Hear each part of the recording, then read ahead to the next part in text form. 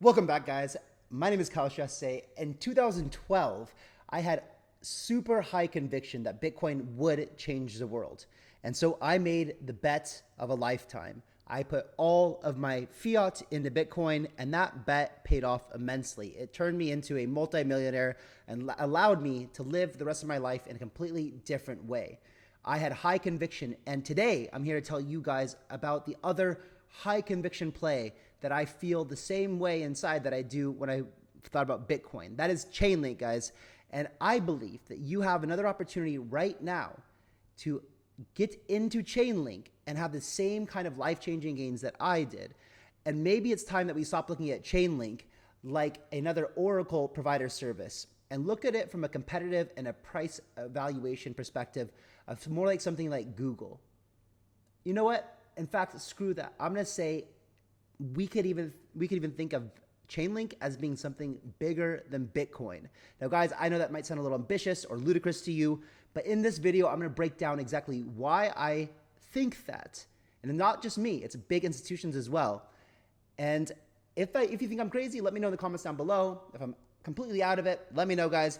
But first, let's kick this video off with a little beat. But before we do that, do me a favor, like the video if you like my content. If you're new to the channel, what's up? Subscribe, welcome. It's good to have you here. Happy Friday. Let's get into the beat, guys. Here we go. Drop it. And Chainlink doesn't have a chain. And Chainlink isn't us forking some chain and changing some configurations. Chainlink is a completely separate method of generating consensus that we put together with somebody called RWA, who used to be the chief scientist of RSA, one of the largest security companies in the world, and now has gone on to be Chainlink's chief scientist. So this is not us repackaging blockchains. This is not us even making a single network. This is about making millions of individual decentralized services that can be combined into highly advanced decentralized applications, so that the way that decentralized applications are built is the same way that web applications are built. We want the whole world to run on blockchains. That's what I'm talking about. This is what people need to understand. I'm not talking about another trillion. I'm talking about quadrillions. All right, guys. Let's get into it. So, Kyle, what the hell are you talking about? You're crazy. It's Friday. Are you drunk? What the hell's going on? But we got some new insight from Hong Kong Fintech Week, guys. And so I'm gonna break this down. I'm gonna share. I went through a lot of video, so you don't have to watch everything because I bring you the most important parts of what was revealed in Hong Kong Blockchain Week or Fintech Week. Sorry about that. Anyway, let's listen to this first clip here, guys. Sure. So there's three fundamental problems when it comes to blockchain connectivity. The first problem that CCIP solves is the ability to connect existing bank systems to multiple blockchains with one integration using existing standards like SWIFT message. So guys, just real quick, Sergey's telling us about the three major problems for financial institutions that Chainlink solves. To communicate with blockchains in an efficient way from existing infrastructure. So the problem that banks have historically had is that they have a big investment in infrastructure and they don't have an ability to get rid of that infrastructure. And so the history of bank infrastructure is kind of wrapping more and more layers on top of existing systems. And this is the same thing that will happen for the blockchain industry. It'll be the wrapping of another layer, basically a reliable interface for banks to interact with thousands of blockchains through one integration.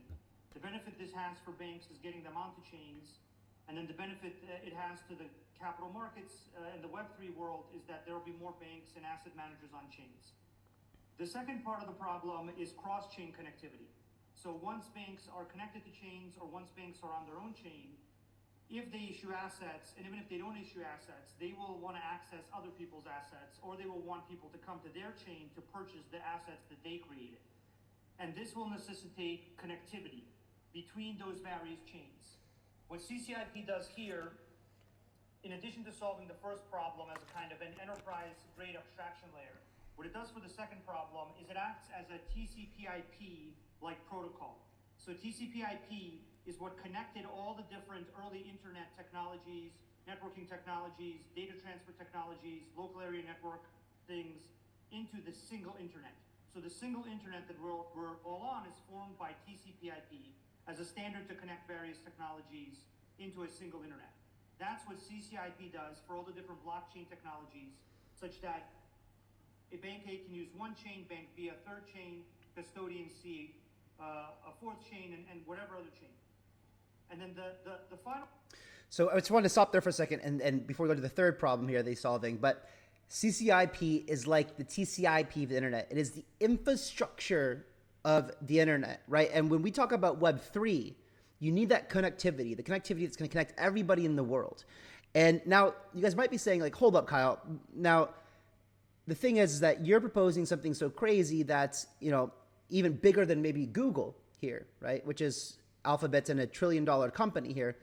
Yeah, I am. Why? Because Chainlink is so far ahead of everybody else in their development of building this infrastructure that the world of blockchains, and we know that everybody's going to be on blockchains.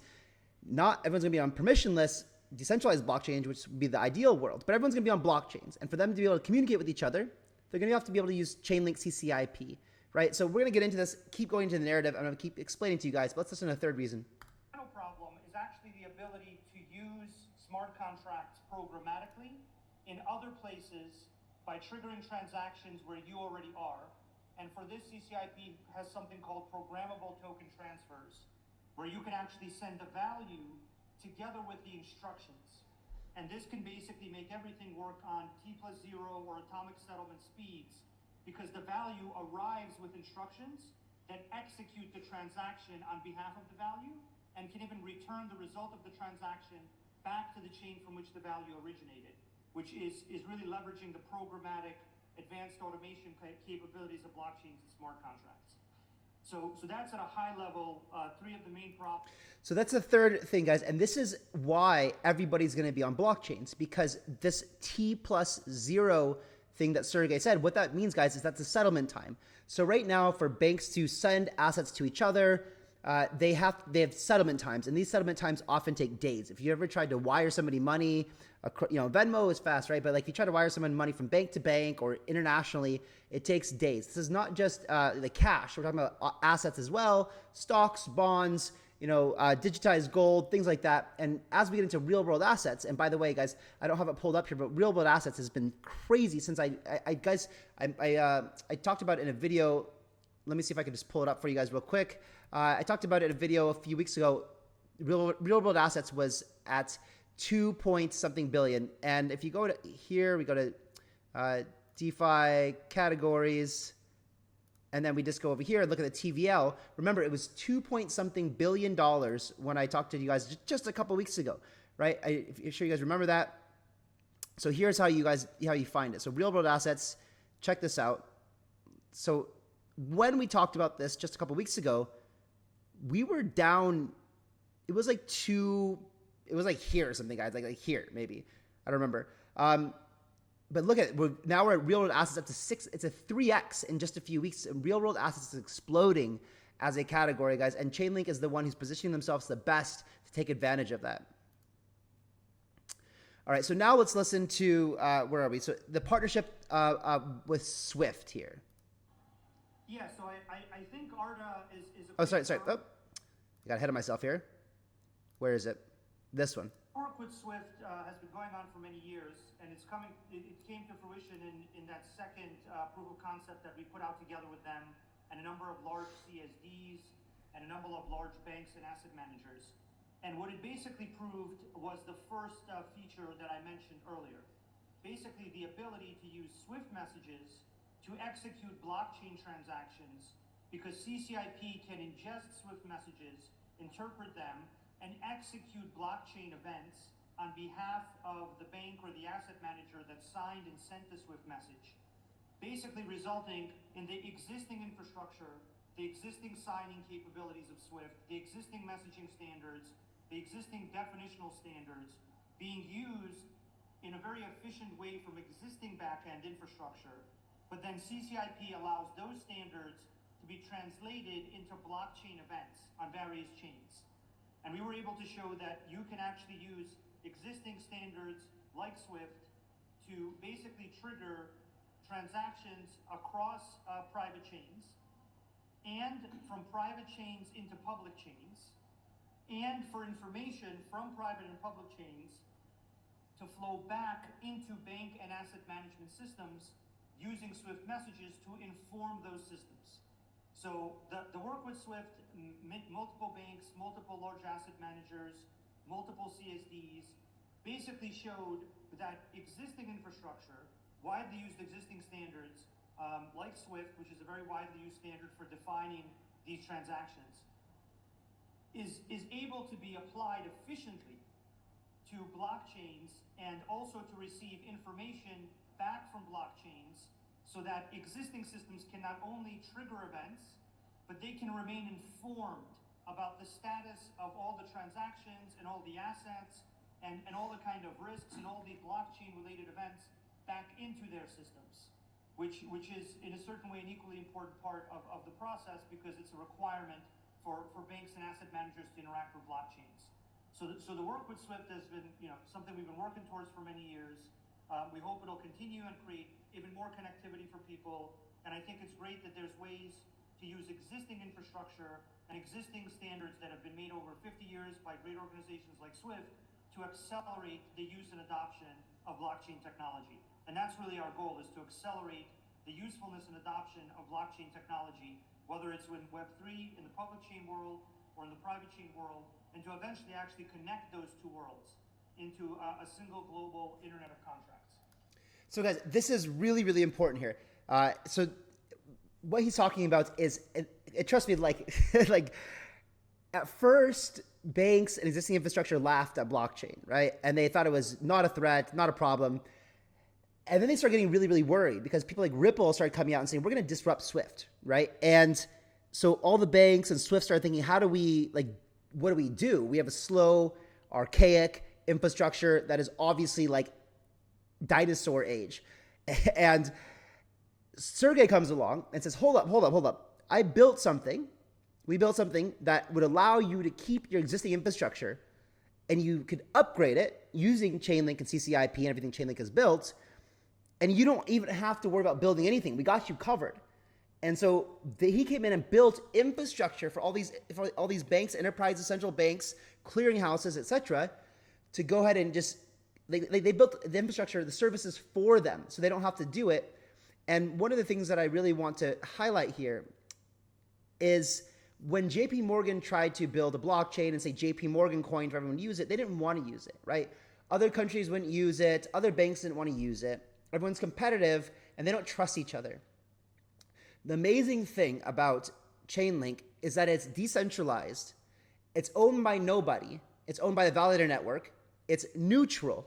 It doesn't belong to a country. It's not American. It's not Chinese. It's not Russian. It's not Palestinian. It's not Israel. It's neutral, global.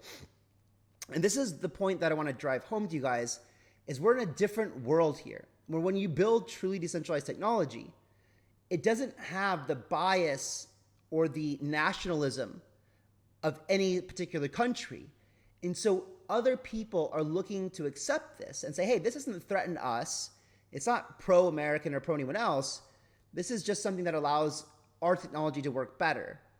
And this is why I think that something like Chainlink, and we'll get into why the Link token could even be bigger than Bitcoin, because it might be used as a universal currency one day. And I know that sounds crazy, but trust me, we'll get into it in just a minute here. But this is the point, right? It's important to look at this from a different perspective. I mean, even the thumbnail and title that I say to Google is a bit, it's not really doing it a service, because we know that the Great Wall of China keeps out, and China's a massive, the second largest global economy in the world, and maybe even will become the first one day. And so take the largest companies in China, and the largest in the United States, the largest in Africa, the largest in Europe, and now you can start to see an idea of how Chainlink can work with all of them in a way that doesn't threaten anybody. It's the power of blockchain, and I hope that people are starting to understand how powerful this is. We'll get into some more of that in a second here. Okay, and this is the big announcement here. So this is talking about that we've been now working with, and now have announced that we're working with them. Eddie, who is basically the main person running the firm, is a great guy and a really great representative, I think, for Hong Kong and the capital markets industry generally. I think what we're trying to solve for them is very similar to the things that I have described. And I think I see a number of well-capitalized, technically advanced players like Arda that want to create real-world assets, want to create various advanced financial products, which I'll let them announce and talk about in their own way. But then the fundamental problem that they will have is the problem of getting data into those financial products, getting identity information in those financial products so that they can be moved across chains. And then once the financial products, the RWAs, all the things that can be created there, reach kind of a certain level of enrichment with data and identity and other things, to then have them moved to the other chains and to have them connected. Because the fundamental kind of reality of all these real world assets, including for ARTA, including for the other folks we discussed, is that they need to have access to counterparties. So really the first stage of the process with someone like ARTA or ANZ or others is to make a good asset and to enrich that asset with high quality data about the asset status, about identity data to allow it to comply with AML KYC so it can be properly moved to other counterparties, and about various other pieces of data that might be needed, like NAV to mark to market to make sure you know the valuation on a daily basis. And then once the asset is created, you now have the problem of moving it and sending it to the other counterparties, and so you need to connect to them. And then the final problem is once you move it to them, it needs to stay updated. And I think ARTA has a very good grasp of all these problems, and I think they and a few other players that are well capitalized and willing to make a technical investment in making advanced financial products will begin to launch some of the more advanced, cooler things that will show people what's possible in the capital markets, and that I think will also be attractive to the Web3 markets as well. Yes, so we're going to talk about ARTA and Chow Tai Fook. Yes, the Fook. And just as I just said before, this is a perfect example of what I was just saying. Shit, did you guys see that? I don't even know if I went. Sorry, if you heard Sergey. I don't know if you saw that or not. Sometimes I can't touch the buttons at the right time. So anyway, yeah. So how big is this Chinese conglomerate? Is absolutely massive, right? And so Chainlink Poppy says, I'm sure a lot of people don't know about how big Chow Tai Fook is, the Fook. So here's a ChatGPT answer. So Chow Tai Fook is a pretty big deal, especially in Asia. It's one of the largest jewelry retailers in the world with a massive presence in China, Hong Kong, and Macau. Their operations are not just limited to jewelry. They've got their hands in various sectors like property developments, hotels, and casinos. Guys, I've talked about Rollbit before, casinos, and I showed you on one of my Rollbit things about how big casinos are. They're raking in tens of billions of dollars a year. So these guys, this is not a small player by any means, right? So financially, we're talking about a multi-billion-dollar conglomerate with a rich history dating back to 1929. They're the kind of company that when they make a move, especially into something like blockchain, people sit up, shut up, and take notice. So they're absolutely massive, guys. And one of the things that Sergey was just saying is that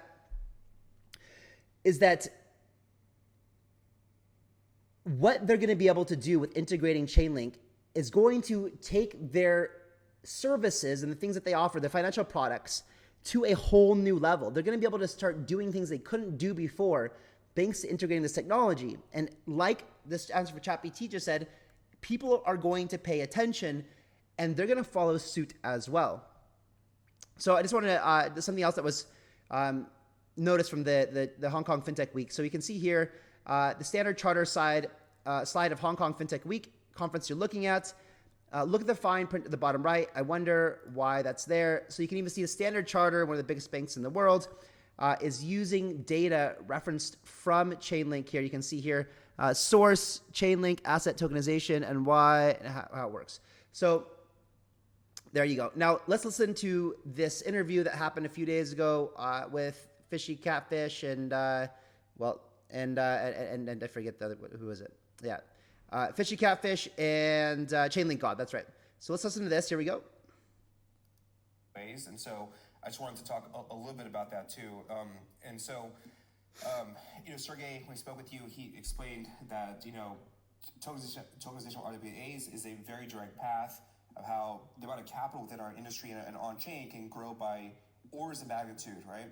So there's some of the reasons why, I think that's a very plausible scenario and why Chainlink, is sort of positioned to sort of be the big catalyst for it.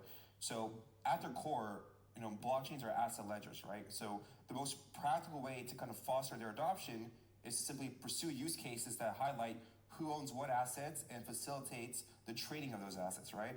Now, banks and investment managers like BlackRock, they own more assets than anyone else, right? So it only makes sense to get the people who have the most assets to use the technology that's best used for keeping track of assets, right? It's a natural pairing, right? Then if you also look sort of internally within crypto at what sort of found success in becoming the killer app for crypto, I think most would agree that stable coins are arguably crypto's most dominant killer app thus far, right? But what people sometimes tend to overlook about stable coins, again, I'm speaking about centralized stable coins like USDC or Tether, is that they are actually tokenized real-world assets themselves, with the asset being the US dollar, right? So it only makes a lot of sense to further iterate upon the vertical that's been the best demonstrated product market fit within our industry, right? And then again, kind of go back to the first point. It's the sheer size of what's sort of available to become tokenized also kind of justifies it as being like a market worth pursuing. There's lots of studies that have been put forth by Northern Trust and the HSBC that they predict that by year 2030, somewhere between 5 to 10% of global assets will be tokenized. Even recently, BlackRock's Larry Fink, I know a lot of people have been talking about him with regards to the Bitcoin ETF, and I would not be surprised to see a Ethereum ETF surely behind it. He was also interviewed by Andrew Ross Sorkin, and Larry Fink was saying that he believes the next generation of capital markets will be tokenizing securities. So, Larry Fink is also very bullish on this kind of tokenizing of real assets, right? Okay, guys, so then we're going to get into, so this is obviously one of the biggest topics that's happening right now at Hong Kong Fintech Week, here in Dubai, blockchain month. Everywhere is, everyone, and even the things I've been building too at Master Ventures and Commonwealth and Paid, where, we're talking about, securities and real world assets and tokenizing equity, tokenizing commodities, things like that. Right. And so it's a really big deal, and Chainlink is kind of leading the way for this. But this is what I want to get into here. Again, the whole point of this video is demonstrating the utility here of what Chainlink is doing and why it is so important for governments, institutions, enterprises, everybody to integrate this kind of technology into their infrastructure, because it will prevent massive catastrophic failures like we've had. So Sergey says, today's world is unverifiable, largely probabilistic, and prone to misrepresentation of key facts, with brands falsifying records and making promises that they are not able to keep via any systematic method. This is why situations like SVB, Lehman, Enron, and many others are possible, as well as why they unfortunately continue to happen. Our industry is creating a verifiable, deterministic, and cryptographically guaranteed world where every system someone joins can be verified before they join, is forced to share all the facts with them as they occur, and will work as they expect to in a deterministic or provable way. This change is the world. This change in the world is what all of our industries' work is about, and something I am personally proud to be part of bringing into the world. And you can see this little thing here. It says, this is how we used to keep track of ledgers and data on clay at first, then on paper, then online, and now on chain. It's just the evolution on which we're headed here. So I'm just going to go through these quickly. We saw, Enron, Lehman Brothers, SVB, FTX, and many others, guys, that could have been prevented had we had transparency, accountability, and on chain. And a lot of people give Binance crap or maybe scared of Binance, but at least Binance assets are verifiable on chain. Chainlink does make a proof of reserve system. I don't think Binance is using it. I don't think Binance is perfect by any means, but it's better than what FTX had, because we know FTX didn't have the reserves everyone thought that they had, right? And so this is what Chainlink is also building. This is all getting into the point that I'm trying to make here, guys, is trust me, this will all make sense in just a bit here. But let's get into this part right here as well. One other point too, I don't know if this is like a different topic, but it also kind of ties into the fact that because Chainlink is kind of designed as being this kind of giant kind of decentralized platform of services, that's also one of its largest kind of comparative advantages to other protocols in the ecosystem that I think kind of gets under-recognized by most people kind of looking at it. So I kind of want to just give a little piece about that. So when you think of let's say Google competing with Microsoft, right? Each one of them sort of competes with the other kind of tit for tat by having a product offering in almost every vertical, right? So you have, Google search versus Microsoft's Bing, Chrome versus Explorer, Cloud versus Azure, Google Workspace on 365, right? Chainlink, on the other hand, right, they have competitors, right? But they only have competitors within specific verticals, right? So they have, let's say, Pyth banned API 3 within the price feeds category. They have Gelato in the smart contract automation category. API 3 again in the randomness category. Obviously, numerous competitors in the interoperability space like Layer 0, Axelar, Wormhole, right? But there is no vertically integrated equivalent platform that competes against Chainlink the way Microsoft competes against Google, right? And there's actually like... and guys, this is what I've been saying the whole time, right? This is just what the point I've been trying to drive home this entire show. Now, Citibank made so let me put this report here. This is hundreds of pages of reports by Citibank in 2021. But here's where I wanted to give a little bit of validation to what I said, right? Because this is Citibank, one of the largest banks in the entire world, that put out a report that says developers that use the Chainlink network pay with the protocol's native token, Link.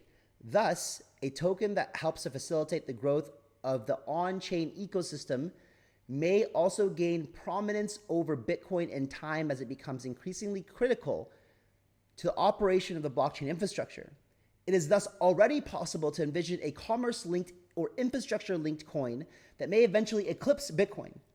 More such possibilities may emerge. Innovation in the chain-based ecosystem is continuing apace with today's offerings, may yet give way to the invention that garners more attention and assets than Bitcoin, guys. So I agree with this. And to drive this point even further, and I'm not saying right now that it is absolutely going to be bigger than Bitcoin. And by all means, I'm not thinking that it's going to even this coming bull run.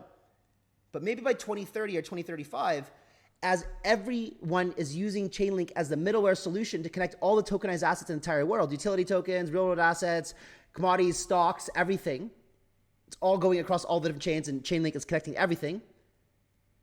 Everybody's going to need Link as gas, and everybody will eventually have reserves of Chainlink in their wallets to pay for the services, because they'll save money, right? If they're paying, millions, tens of millions of dollars a year, maybe, whatever it is, I don't know, DTCC, which is processing quadrillions of dollars a year, might even pay, $1 billion a year in fees for Chainlink. They're going to save money because Chainlink gives a discount if you're paying natively in Link versus having to pay in fiat. Even if they do pay in fiat, on the back end, Link takes that fiat and converts it to Link and buy pressure on the Link token. So you can think of it as a world reserve currency, guys. And we now know that the world reserve currency is the US dollar. And I know Link wasn't meant to be that. But what happens when everyone is holding reserves in a certain currency? It becomes a world reserve currency. And we know that gold, which is what Bitcoin is now defined as digital gold, is valued at $13 trillion. And I don't even know what the value of the US dollar is, guys, or how much is in circulation, but we do know that the US is in almost 34, now that they have the stimulus, $34 trillion of debt. That's almost three times, the debt of the US dollar alone is 3 times the size of gold.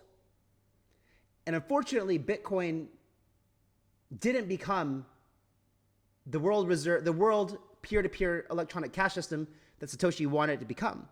Now, that debate was lost in the big blocks versus small blocks debate. So unfortunately, Bitcoin had to take position as digital gold, which is good. At least it's a decentralized, permissionless digital gold. But Chainlink could be that peer-to-peer digital cash and a world reserve currency that everybody ends up using. All right, guys, that's going to wrap it up for today. I hope that you enjoyed it. I will catch you on the next one. If you like the video, share this with all your friends so they don't get left behind when Chainlink goes to the moon. I'll see you guys later. Bye-bye.